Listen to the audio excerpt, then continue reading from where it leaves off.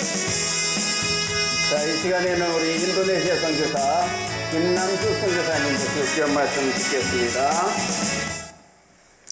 안녕하세요, 여러분. 오늘 여러분과 함께 말씀 나누기 전에 잠깐 우리 기도하겠습니다. 사랑의 하나님, 감사합니다. 오늘 또 이렇게 방송에 나와서 하나님 말씀을 선포케 하여 주심을 감사드리며, 말씀 선포할 때 성령님은 강하게 역사해 주셔서 꼭 필요한 말씀만 선포할 수 있도록 주님 도와주시옵소서. 이 모든 말씀 예수님 이름으로 기도드렸사옵나이다. 아멘. 제목은 회개와 거듭남입니다. 그리고 말씀은 누가복음 5장 32절 말씀입니다. 다 한 목소리로 우리 봉독해 올려드리겠습니다. 내가 의인을 부르러 온 것이 아니라 죄인을 불러 회개시키러 왔노라. 우리 예수님께서는 이렇게 의인을 불러 온 게 아니라 죄인을 불러 회개시키러 왔다고 말씀하고 계십니다. 그러므로 너희가 회개하고 돌이켜 너희 죄 없이 함을 받으라. 이같이 하면 유쾌하게 되는 날이 주 앞으로부터 이를 것이니라 하고 사도행전 3장 19절에 말씀하고 계십니다. 그 영혼의 건강이라는 그 민디 켈리 카이어 율로크닉 커뮤니티 그 교회 목사님이 쓴 그 책에서 보니까 회개도 없이 영혼을 소홀히 여기면 어떤 죄의 표시들이 나타나는가 연구를 했어요. 그 자기 성도들을 놓고 회개도 없이 그 영혼을 소홀히 성령을 소홀히 하면 어떤 죄의 표시들이 나타나는가 해서 교인들을 모아놓고 설문을 조사를 했더니 거기에 나타난 표시들이 어떤 것인군요. 그 결과 내용은 염려, 자기 도취, 냉담함, 중독적 분노, 만성 피로, 확신의 결여, 무정함, 감정의 격앙, 또 그 죄가 더 매력적으로 여기게 하는 거. 회개가 아니라 그 죄가 매력적으로 느끼게 하는 게 성령이 감한 거, 성령이 충만치 않았을 때 그런 일이 나타난다는 것이죠. 그리고 하나님에 대한 소망을 하나님에 대한 소망 상실 같은 것들이 다 나타나더라는 거예요. 설문 중에서 제일 많은 항목이 있었는데 그 항목 중에서 많이 나타나는 항목을 제가 지금 지적하고 있습니다. 그래서 하나님에 대한 소망 상실도 같이 있더라는 것입니다. 그래서 회개하면서, 그러나 그 반대로 회개하면서 하나님과 깊이 있는 관계를 유지하면 어떤 게 나타나는가, 그 설문도 같이 했습니다. 그때 거기에 영혼이 건강해지고 사랑, 기쁨, 긍휼히 여김, 창조성, 비존, 균형감각, 평안, 간대함, 분별력, 신뢰하는 능력 등이 나타난다고 보고하고 있습니다. 회개란 쉽게 말해서 과거의 잘못된 생활을 뉘우쳐 고치고 그 방향을 돌이켜 새롭게 바른 길을 택하여 걷는 것입니다. 그리스도에게서 이 회개는, 우리가 이 회개라는 것은 그 신앙생활에 들어오는 맨 첫 단계인 것입니다. 첫 단계.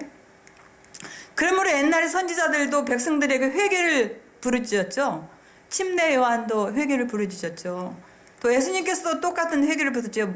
어떻게 말씀하셨죠? 회개하라, 천국이 가까웠느니라. 마태복음 4장 17절 이렇게 말씀하셨죠. 그리고 그 제자들을 전도 사업에 내보내실 때도 우리 예수님께서는 회개하라, 천국이 가까웠다라고 그렇게 전해라, 그러고 부탁하셨습니다. 이는 천국을 받아들이고 얻는 길이 회개에 있기 때문입니다. 회개하라는 말은 곧 내가 죄인임을 알고 그 길에서 돌아서라는 말과 같습니다. 그냥 회개? 절대 그냥 회개가 아니라 자기 죄에서 돌아오라는 것입니다. 그러므로 이사야 선지자는 크게 외치라, 아끼지 말라, 내 목소리를 나팔같이 날려 내 백성에게 그 허물을, 야곱집에 그 죄를 고하라. 여러분의 목소리를 나팔같이 날리라고 했어요.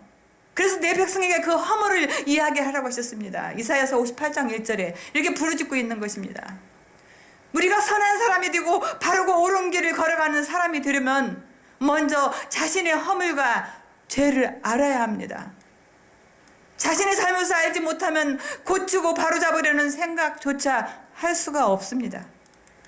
그런데 오늘날 많은 사람들은 자신의 잘못이나 부족을 알려 하지 않습니다. 스스로 잘난 줄 알죠? 스스로 잘 아는 줄 알고 자기에게는 결점이 없는 줄 알고 있습니다.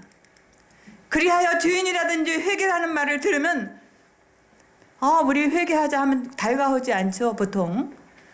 그렇지만 사람들한테 이런 회개나 죄인이나 이런 말을 달가하지 않지만 어떤 말을 우리 사람들은 달가하죠? 좋아하죠? 반대로 아첨하는 말.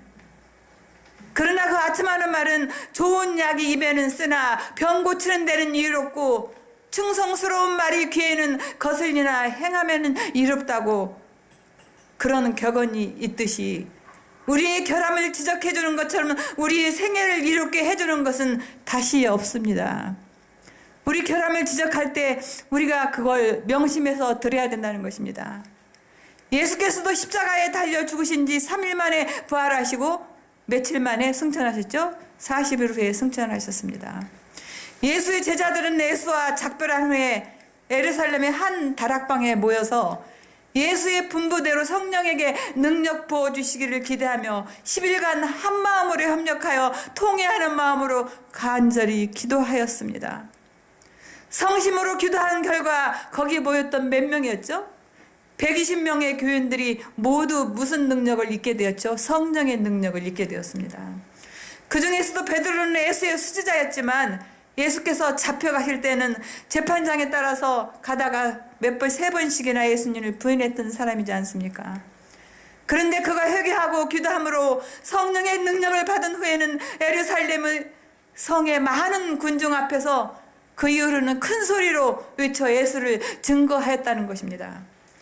이스라엘 온 집이 정령할지니 너희가 십자가에 못 박은 이 예수를 하나님이 주와 그리스도가 되게 하셨느니라. 너희가 거룩하고 의로운 자를 부인하고 어쩌죠? 도리어 살인한 사람을 놓아 주기를 구하여 생명의 주를 죽였도다. 사도행전 2장 36절 말씀이죠. 이 말을 들은 모든 자들이 마음에 찔려 부르짖기를 형제들아 우리가 어찌할꼬 이렇게 회개했죠. 사도행전 2장 37절 말씀입니다.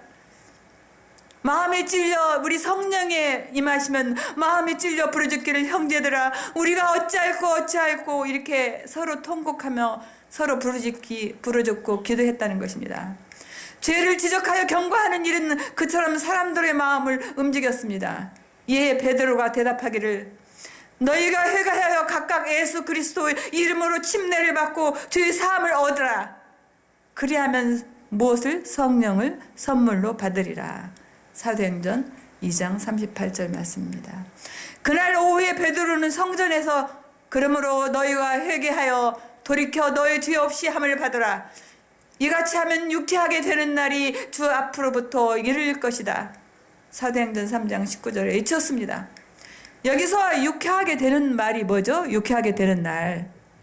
곧 죄의 속박에서 안전히 건짐을 받을 구원의 날을 가리키는데 영원한 구원에 참여할 조건은 믿는 것과 회개입니다. 앞에서도 말했듯이 그리스도가 말하는 회개는 단순한 뉘우침이나 죄에 대한 인식 또한 약간의 개선이 아니죠. 그것은 안전한 방향 전환입니다. 지금까지 생활 상태와는 완전히 다른 그 생활 상태로 돌아가는 것입니다. 그것은 거듭난 즉 증생이라는 말로도 표현할 수 있습니다.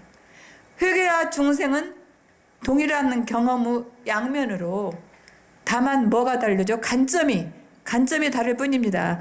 회개는 무슨 편에 사람 편에서 되는 것이요 거듭남은 하나님 편에서 이루시는 일입니다.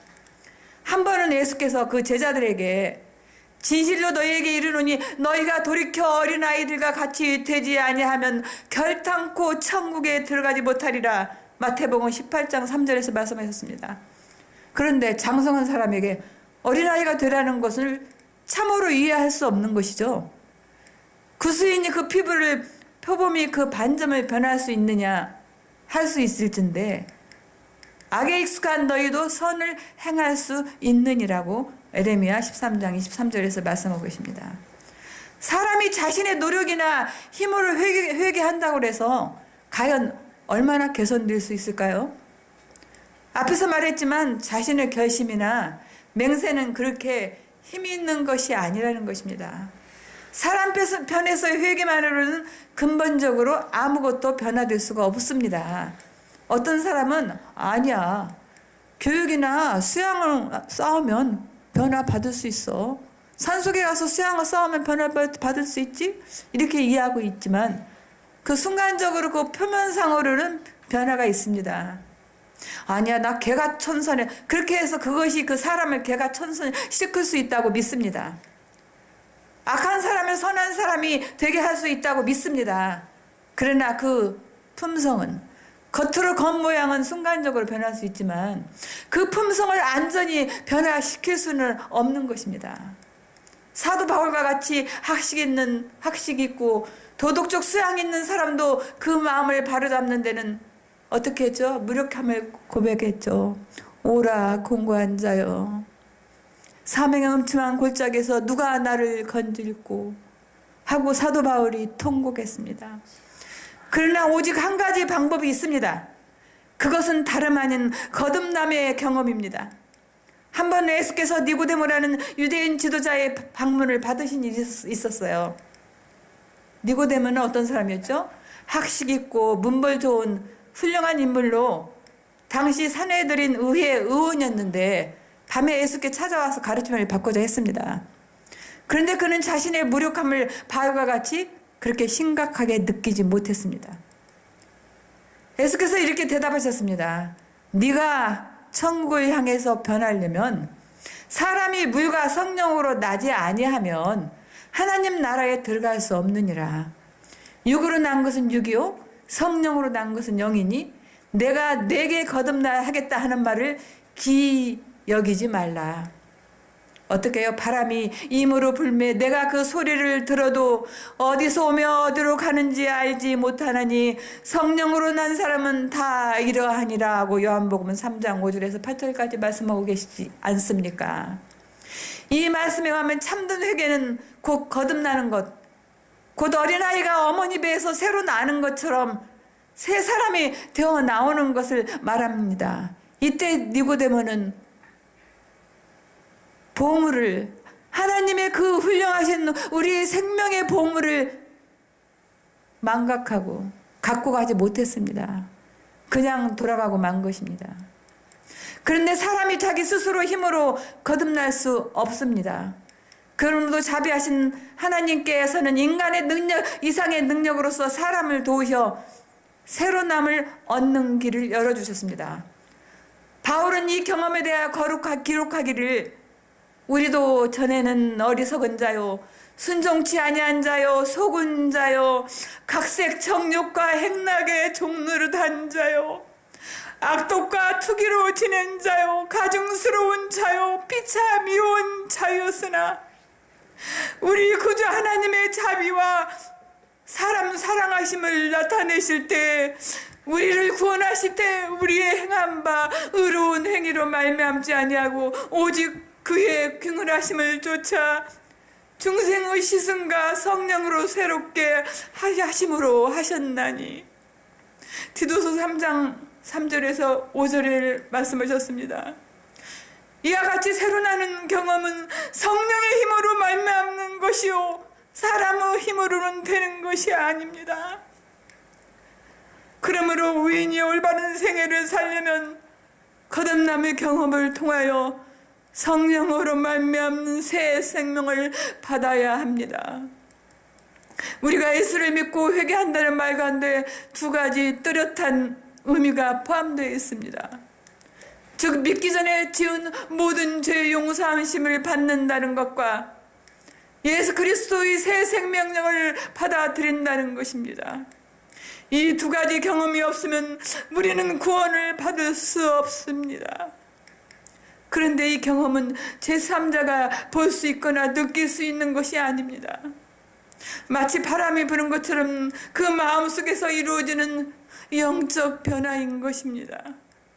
우리가 이 경험을 얻기 위해서는 몇 계단을 밟아야 되는 것입니다. 첫째, 죄를 아는 것입니다. 영국의 유명한 재상 그라더스티는 근대 생활에 있어서 가장 필요한 것이 무엇입니까? 그렇게 얘기했을 때 그 질문을 받고 그 사람은 이렇게 얘기했습니다. 그것은 곧 죄를 아는 것입니다. 그렇게 대답하였습니다. 그런데 죄를 아는 것, 이것은 개인 생활에서나 사회생활에서 운명을 좌우하는 중요한 문제입니다. 그런데 오늘날 많은 사람들은 날마다 죄를 물마시하면서도 그것이 죄인 줄 깨닫지 못합니다. 죄를 점하고 죄 가운데 살면서도 그것이 죄인 줄 모르는 것처럼 딱한 일이 또 어디 있겠습니까? 사람은 누구나 모태로부터 죄의 근성을 가지고 나왔고 또 죄 가운데 살아가고 있으므로 죄인 아닌 사람은 한 사람도 없지 않습니까? 그런데 그 중에서도 하나님 모르고 하나님을 믿지 않는 것이 가장 큰 죄인 것입니다. 부모를 모르는 자식이 있다면 그 자체가 벌써 죄인 것처럼 인생을 내시고 생명을 주신 하나님을 경공하지 않는다면 그보다 더한 죄가 없는 것입니다. 다음은 불법의 죄입니다. 하나님의 계명을 지키지 아니하고 순종하지 않음이 죄인 것입니다. 또 그 다음은 마음에라도 불의한 생각을 품는 것도 죄요. 선을 행할 줄 알면서도 행치 않는 것도 죄요. 그러므로 세상에 죄와 상관없는 사람은 하나도 없는 것입니다. 둘째, 뉘우치는 것입니다. 자기가 죄인인 줄을 알고 스스로 잘못되었음을 알면 중심으로 뉘우치하고 죄지음을 슬피 통회해야 하는 것입니다. 이 사실에 대하여 바울은 고린도 교회 신자들에게 편지했습니다. 내가 지금 기뻐함은 너희도 근심하게 한 까닭이 아니요 도리어 너희가 근심함으로 하나님의 뜻대로 하는 근심은 후회할 것이 없는 구원에 이르게 하는 회개를 이루는 것이라고 이야기하고 계십니다. 세상 근심은 뭐라고요? 사망을 이루는 것이라고 말씀하고 계십니다. 고린도후서 7장 9절 10절에 있습니다. 여기서 근심이란 마음에 슬퍼하고 통회함을 뜻하는 말입니다. 구원에 이르게 하는 하나님의 뜻대로 하는 근심은 새로운 생애를 하기 위하여 전환점을 이루는 통회입니다. 이것은 유감되다든지 섭섭하다는 그런 정도의 것이 아니라는 것입니다. 하나님의 지극한 사랑과 예수 그리스도의 십자가의 그 고통스러운 장면을, 예수님의 십자가의 고통스러운 장면을 생각할 때 이것이 모두 나의 죄 때문이라고, 나의 죄다, 예수님께 십자가에 못 박혀 죽으신 것은 나의 죄 때문이라고 절실히 느낄 때 참을 수 없이 일어나는 마음의 감동과 아울러 죄를 미워하고 죄를 원수처럼 가증하게 여기는 게 그런 감정입니다. 이러한 뉘우침과 통회가 우리의 경험에 있어야 된다는 것입니다. 그런데 바울은 하나님의 인자하심이 너를 인도하여 회개케 하셨다고 로마서 2장 4절에도 말씀하고 계십니다. 하나님의 영적 감동이 아니고는 아무도 이러한 경험을 할 수가 없다는 것입니다. 이것이 성령에 거듭나게 하시는 섭리인 것입니다. 셋째, 죄의 고백입니다. 죄에 대한 절실한 생각과 통회로 마음의 아픔을 느낄 때 위안과 평안함을 얻는 방법은 곧 죄의 고백입니다.